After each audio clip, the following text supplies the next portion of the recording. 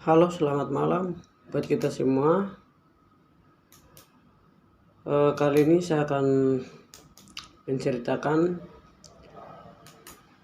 analisis dinamika pemilihan umum di Pegunungan Papua dan lebih khususnya di Duga. Sebelum saya akan masuk, saya memperkenalkan nama saya Jai Subaje, kampus Universitas Internasional Papua, prodi antropologi. Nah, di sini langsung saja saya masuk. Saya sudah bilang bahwa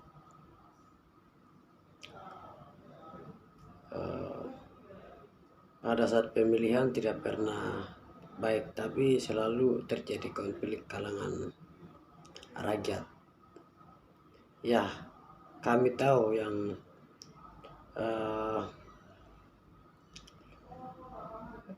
konflik rakyat yang setempat di sana itu kembali pada pemimpin. Kenapa saya bisa bilang pemimpin? Namanya dia caleg yang dia mencalonkan diri untuk DPR, bahkan bupati. Itu juga pun dia tidak pernah jadi satu, tapi namanya sistem politik ya, politik jadi sistem perlawanan. Akhirnya rakyat juga dia ikuti. Sampai apa yang terjadi di sana? Pada dari awalnya tes PPD, Panwas, itu saja orang tes itu tidak kasih waktu untuk sesuai dengan kemampuan kalian, tapi kadang di main sokong pihak caleg, dia main sokong dengan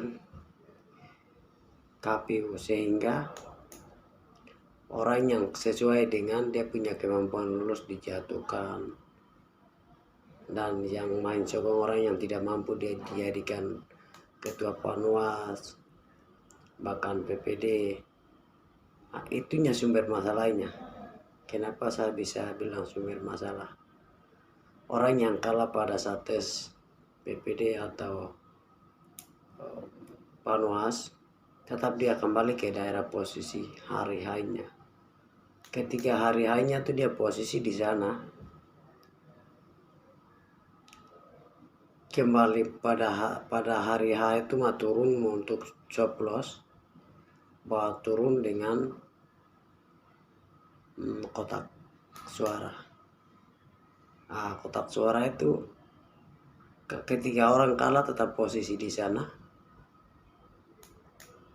terjadinya masalah dan sering baku perang. Hanya kepentingan politik, hanya kepentingan DPR saja, hanya kepentingan bupati. Ketika jadi, masyarakat tetap masyarakat, rakyat tetap dia rakyat. Karena yang konflik terjadi itu kembali pada, saya sudah bilang bahwa kembali pada pemimpin. Ketika pemimpin yang namanya caleg yang mencalonkan diri untuk dia DPR, dia jadi satu demi rakyat, pasti membangun rakyat, atau rakyat juga dia tidak memilih A dan B, tapi tetap dia dorang jadi satu dan memilih. Tapi ketika caleg juga sistem perlawanan sama caleg yang satu, sehingga rakyat juga dia ikuti,